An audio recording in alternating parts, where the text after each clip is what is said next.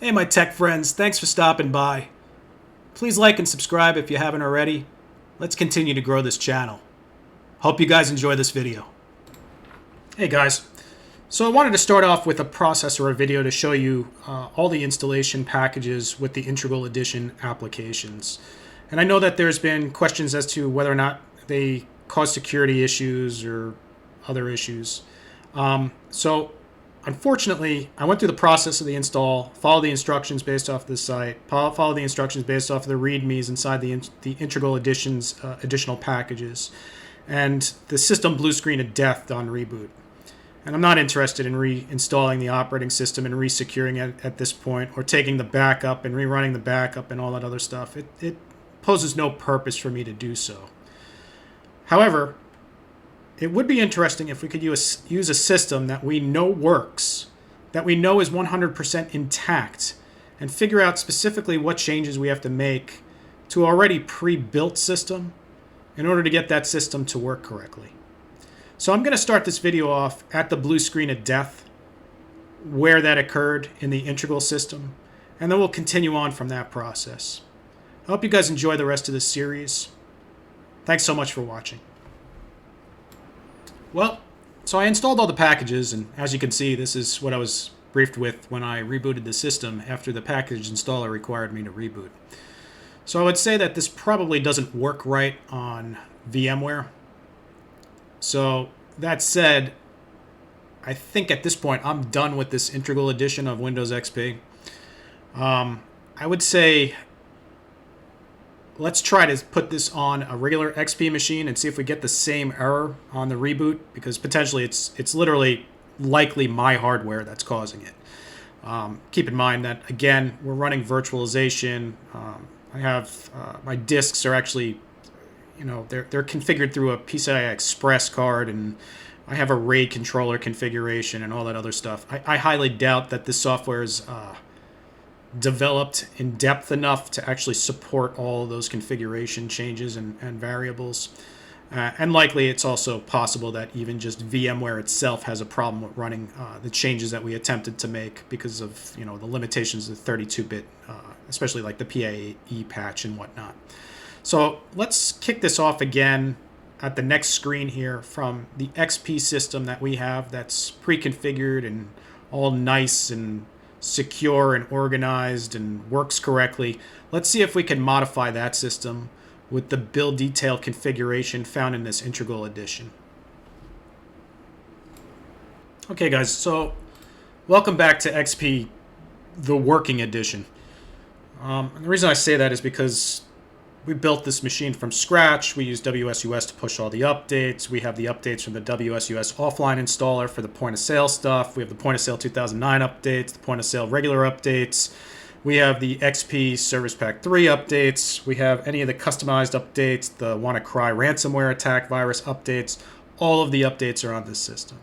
We also have installed a variety of software. The system has had DiskKeeper on it. We expanded the MFT file.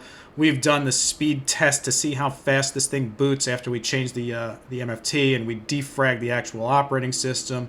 We installed O&O defragger on this thing so that way we could keep it maintained. Let's add the Integral Edition PAE stuff to this system and see if we could grow the memory utilization.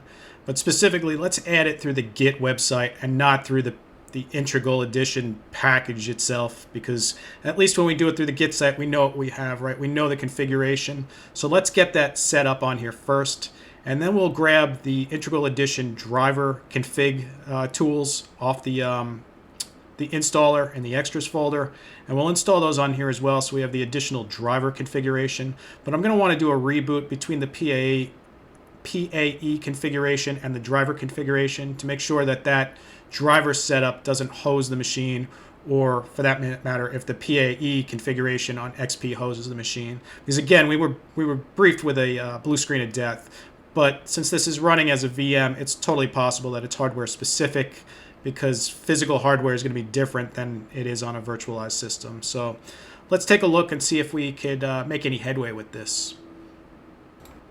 Okay, so luckily I found a website that still contained this PAE installer, and I compared it to the Integral Edition version, and it appears to be exactly the same size, same all. So for the sake of everybody out there that's watching this, probably just use the one that's built into the Integral Edition extras location versus having to go what I had to go through in order to get it, which is basically you have to sign up to a site and log into it, and then once you're into it, then at that point you have access to the executable where you could grab it, download it. But in order to do that, you got to go jump through a whole bunch of hoops, and it's just not worth it. So you'd be better off just grabbing the actual package, the installer itself from the Integral Edition. With that said, if you review the actual documentation on this thing, as far as how the switches are, so the README, which I'm assuming is part of the integral configuration itself, indicates that, you know, this is the path or whatever you would want to use for like the example start blah blah blah for your actual configuration. And these are the actual arguments that you can add to it to set your limit in the amount of memory that you want to set for your particular system. Just keep in mind that during the process when we do this installation, it's possible that when you run these commands that there may be additional logic missing from the operating system. So if that's the case, we'll need to grab either the driver's cab file off of the Service Pack 3 installation CD, or we'll need to grab the driver's cab file, or rather the SP3 cab file off of the Service Pack 3 installation CD, which will contain the additional logic required for us to get this to work. Now, I don't know if that's included elsewhere in here. I looked for the actual search specifically to find in the Integral Edition, whether it's on the extras, the patch integrator, or any of the other information, and I don't see those DLL files existing in this thing. So I don't know that this works anyway out of the box. But assuming it does, because if not, I'm sure everybody in the comments would say don't waste your time installing the additional stuff because it doesn't work. So I'm going to assume that those patches work if you run them the way you're supposed to run them straight through on the installation process with the admin user. However, when I run them as the non-admin user, I get missing files inside of the operating system on the regular Integral Edition build. So let's take a look and run it through the command line on this particular system to see if we get the errors that I'm assuming we're going to get. And if we do, great. If we don't, then even better, because then that proves again that you'd be better off with a vanilla-based configured XP machine to do this process. But let's check it out. Let's take a look, see what happens. Okay, so now that we have our command logic written in, we just cd or change directory to tools, the PAE itself.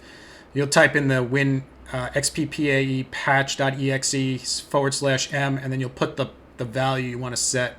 So you could do it in megs or gigs or set it for all to use all available RAM. I think on Windows 2003, the limitation was 128 gigs of RAM. So I'm going to try to stick to that because I'm guessing that this configuration is based off of the Windows 2003 server standard for 32-bit that allowed you to add the additional. So an enterprise licensing would allow you to add the additional memory. Now keep in mind, if this doesn't work, you could still do this. This is a built-in function of the boot INI file in Windows XP that you can modify the XP boot INI file itself to add the additional values, as well as additional support for hard drives and things of that. This is not new. It doesn't require this actual utility to do it. It just, the utility itself makes it a lot easier to do it. So let's hit the enter key and see what actually takes place here. Yeah, so as I suspected, we don't have the actual files that are required, right? So not found, not found, not found. So these are going to be the prereqs in order to get this to work at all. The problem is now that we set this, there's a good possibility if we reboot, we'll blue screen of death just because those files are not there and the application likely wrote the configuration change to the boot INI file.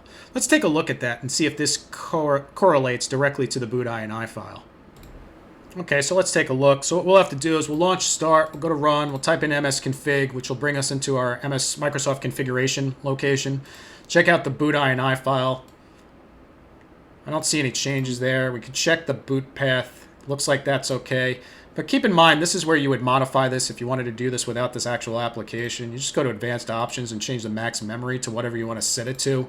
And that'll actually give you the ability to modify your max memory utilization on Windows XP through the boot INI file. There's additional settings you'll have to do in order to get that done. And if you're really interested, I'll throw in the link down below, specifically to the Microsoft website with instructions on how to do this through the Microsoft console correctly on Windows XP if you wanted to add the additional memory resources. But the reason why it's not set by default in Windows XP is because Windows XP's 32-bit applications don't support, 16 gigs of memory. After you get past that 4 gig limit on Windows XP, generally speaking, applications will cause the actual system to crash. You would have to have applications specifically written to support a 32-bit operating system, but utilize more than the 4 gig limitation of the memory. Now, some games may do that, but for the most part, you're going to end up with stability issues once you go past that threshold. So using this in the first place, honestly, probably isn't worth it. But again, it's up to you. And I could see the value in it because I have a feeling the reason why it exists is because modern video cards even have more than 4 gigs of memory. And likely, if you're using a video card on a system with 16 gigs or 8 gigs of RAM, you'd likely run into issues with support or ability to run them without using generic drivers. So let's see if we could actually find these files and patch this system. Okay, guys, so I think what I'm going to do here is I'm going to throw the Integral Edition CD in the drive, which, as you can see, it's right here. And we're going to jump through the i386 directory here and see if we could locate the hal.dll file and compare it to the one that's installed on the Service Pack 3 version of Windows XP that we have, the vanilla edition, to see if there's a difference in the packaged hal DLL file versus the DLL file that comes on an XP Service Pack 3 disk. And then I'm going to take that hal file. I'm also going to compare it to the hal file that we're going to locate off of a Windows 2003 Service Pack 2 Server Enterprise Edition to see if that's the same file. Presumably it is, because that's the file that you would need in order to actually run the PAA extensions. So let's take a look at that and see if those files are the same. Okay, so interestingly enough, the HAL version, even though the version numbers are the same, the one that's built into Windows XP Service Pack 3 edition is 131 kilobytes. The one that comes on the Integral Edition is 102 kilobytes. So there is a difference between the two of them. Even though the versioning is exactly the same, they are not the same file.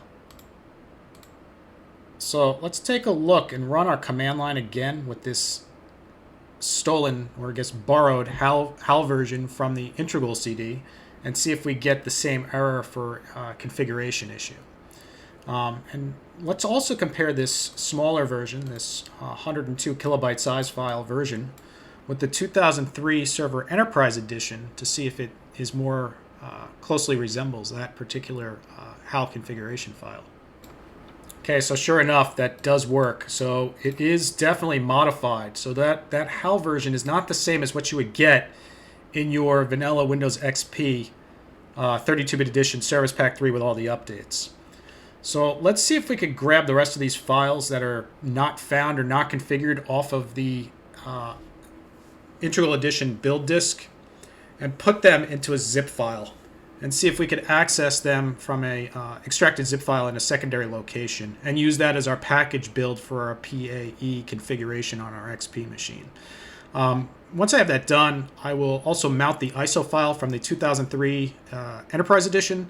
And let's take a look to see if those files match the Enterprise Edition server. And if they don't, let's see if the Enterprise Edition server files work. Generally speaking, I would prefer to use the server or a known source for the configuration files than whatever is on this integral system, because my guess is they're probably modified versions of maybe the Service Pack 1 edition.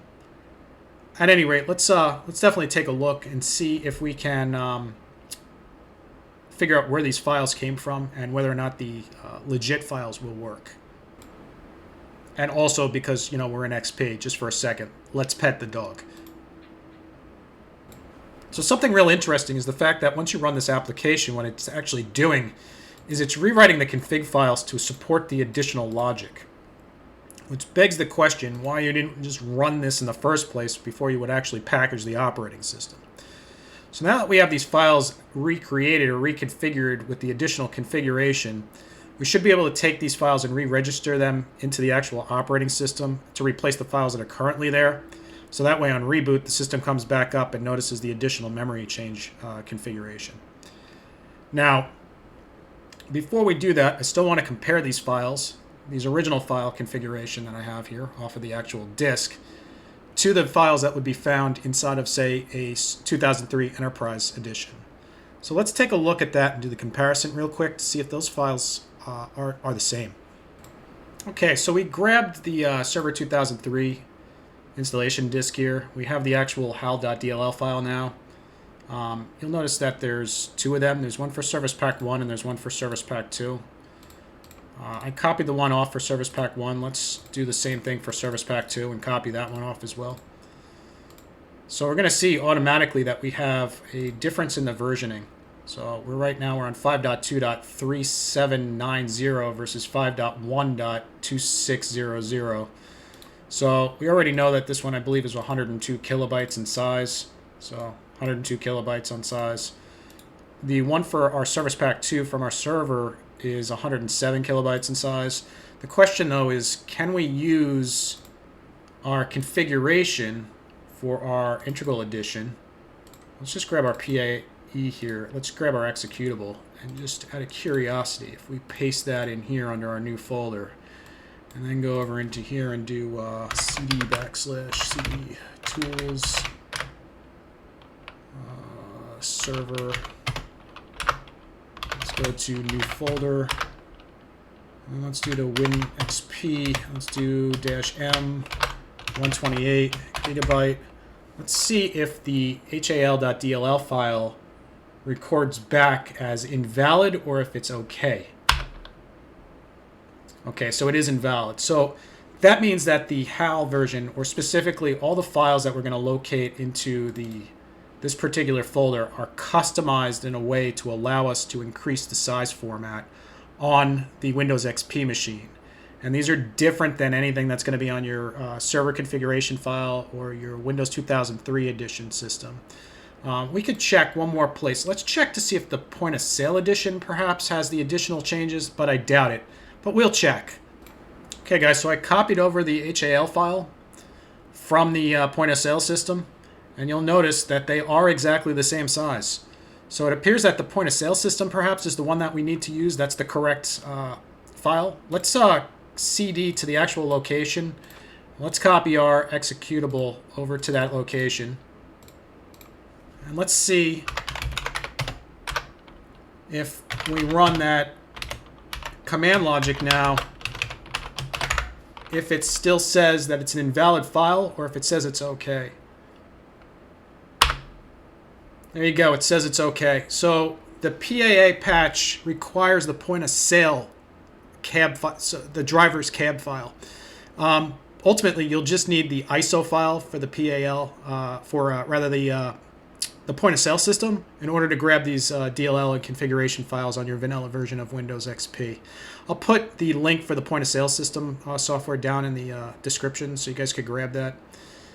So going forward, we know that that's the correct file, that works, that the files that we actually would need are directly pulled from the point of sale 2009 edition of the XP operating system, which means that we can use our XP system with Service Pack 3 with those particular drivers, those DLL files, as well as your executables copied over to it, replacing the ones that are currently there. And this should work fine.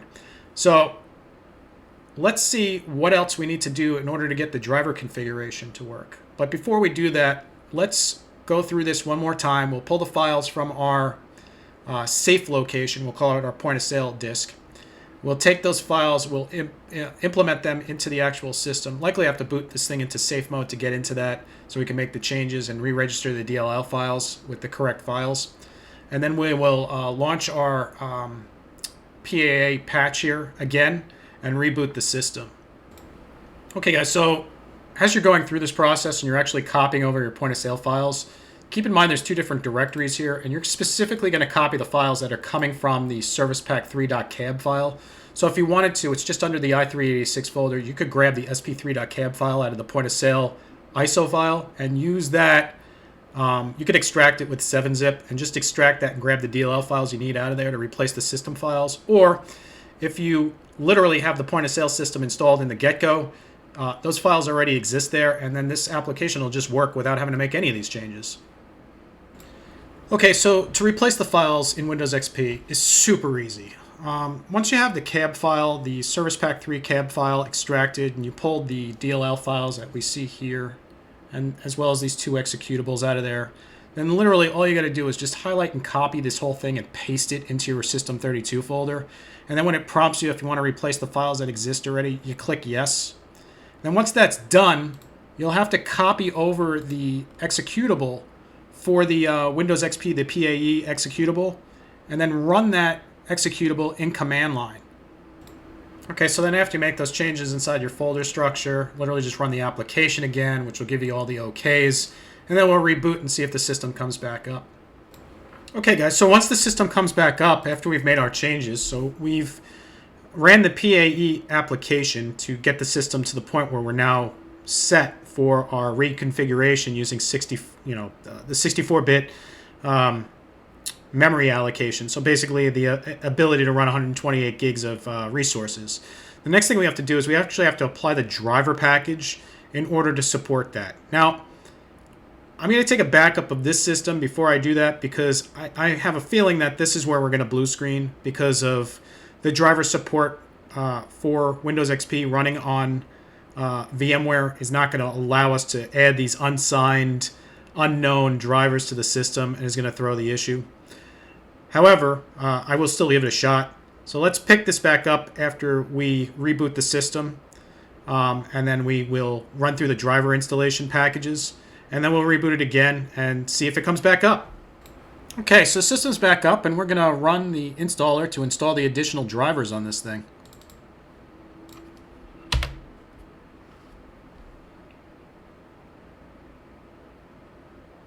Okay, so we have all the drivers now installed from the driver package for the Integral Edition on our XP build.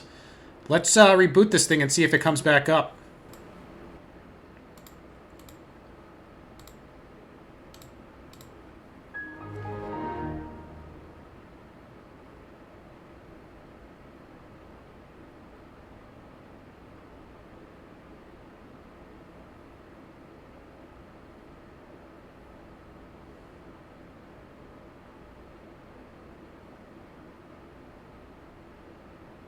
Well, what do you know? It does come back up. Let's log into it and see what the system shows us.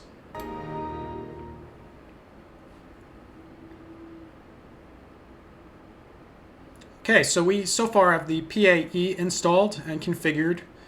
We have the driver package installed and configured. Let's continue on the process and see how far we could get before we run into issues. Okay, so now we know that since the system came back up after our driver configuration, we don't have any errors. So let's take a look too here at the options menu command and let's run this.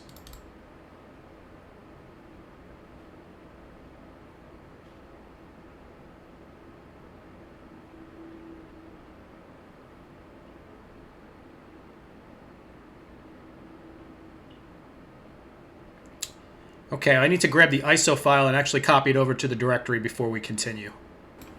Okay, so we've chosen our updates, what we want to actually have run here, and we're just going to hit Z to continue and see what happens.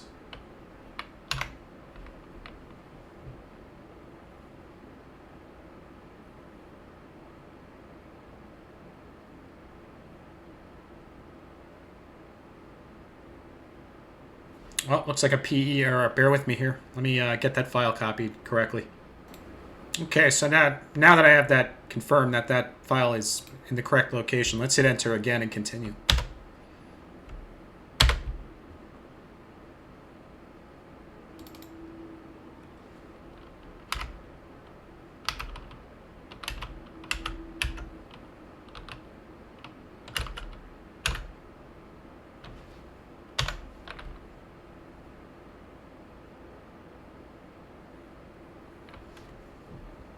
be interesting to see how this actually pans out on an operating system that wasn't the vanilla edition to begin with. Whether or not this will work, or blue screen, or if we'll have any issues, or if this is the better route to go. Okay guys, so that finished. As you can see, it created the ISO file for the customizations that we have in the actual system, which is kind of cool. And we're going to reboot and see what happens.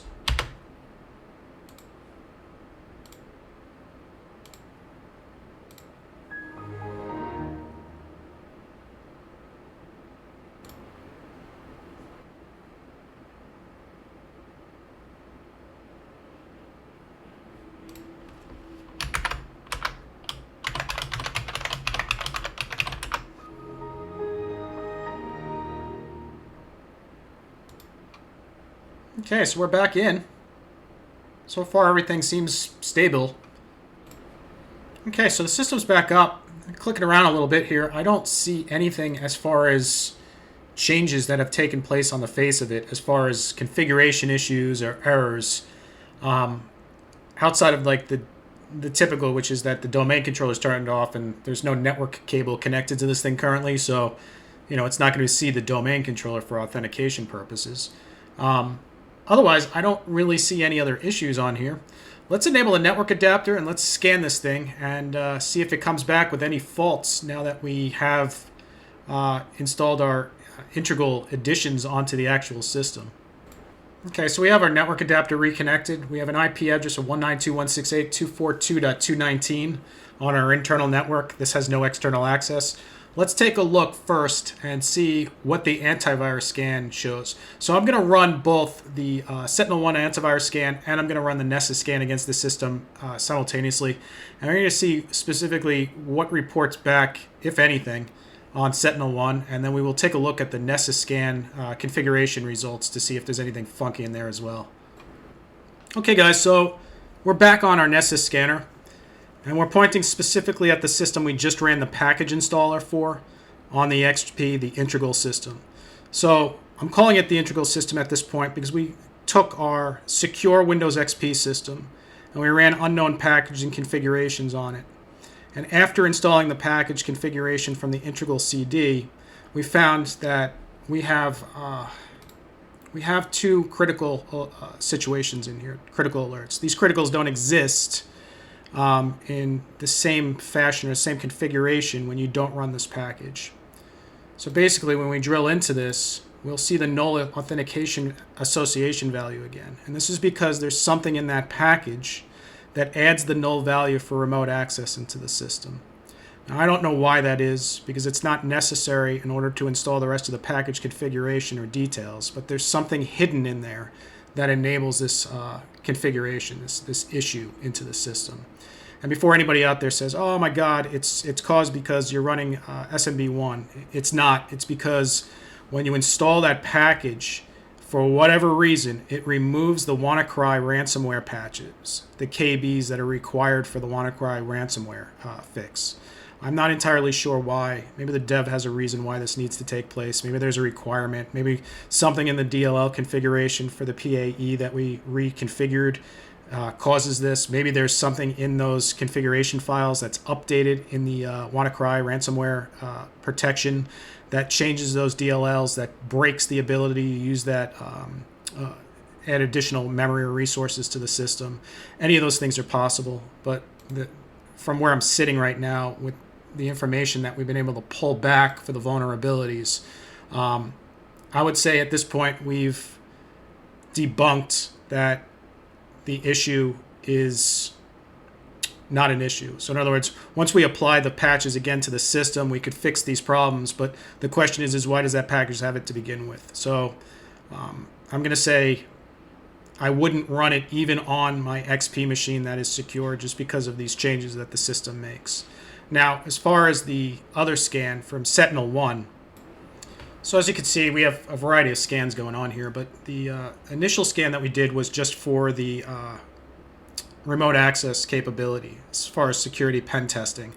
The second scan that we have currently running is the antivirus scan that is built into the Nessus scanner, so we could scan for viruses on that system remotely through through the external scanner application. So basically what it does is it gives you the ability to see if there's anything trying to communicate outbound from that actual system after the changes were applied. Now, as far as the Sentinel-1 scan came back, that looks like specifically just alerts about the SMB configuration and the lack of a password for authentication and access. So a security configuration change that took place on the system that, for whatever reason, now allows remote access with a null value directly to that system. Again, I'm not entirely sure why that's set up that way. I assume that's got to be something screwy with the code for that PAE configuration, or perhaps something in the driver or the package itself, because these things didn't exist until we added the packages directly to that machine. So let's wait for our actual AV scanner here to finish. We'll open that up. We'll take a look to see if that thing reports anything back in addition that maybe the Sentinel-1 scanner didn't see. And then we will go from there. Okay, guys, so this finished. And we can see the AV configuration here. And I just want to point out that we see 50 configuration issues, but nothing is a virus. So there's nothing, at least from what I can tell, attempting to do a phone home. We do have bizarre listening ports that are opened again because the firewall is disabled by the package when you do the package installation for whatever reason. But we don't see anything specifically as far as a virus configuration. We do have the null SMB configuration for allowing remote access without any password configuration, which is bizarre. And we do see that the Windows firewall is disabled, also bizarre. And we do have the additional port of 1900 listening on TCP on that system for whatever reason. Again, bizarre. But I don't see anything specific as far as, yes, that's absolutely malware or virus on that particular system. Hopefully you guys enjoyed this process. I'll have a closing video on this configuration just to go over specifically updates from the dev as far as stuff that's been reported back to him from these videos, and I guess the take on it from a systems engineer. Again, keep in mind, I'm not a developer, right? So there's probably reasons why these things exist in this operating system like this. I'd like to presume that the individual that developed this thing is not vindictive. But with that said, some of those comments that were made back from the developer are really questionable. So we'll go through that in the closing video. But for now, let's just leave this as this. And again, I would suggest that if you're going to use a gaming machine, just build out an XP machine and don't mess with this package. But again, your call. Thanks for sticking around.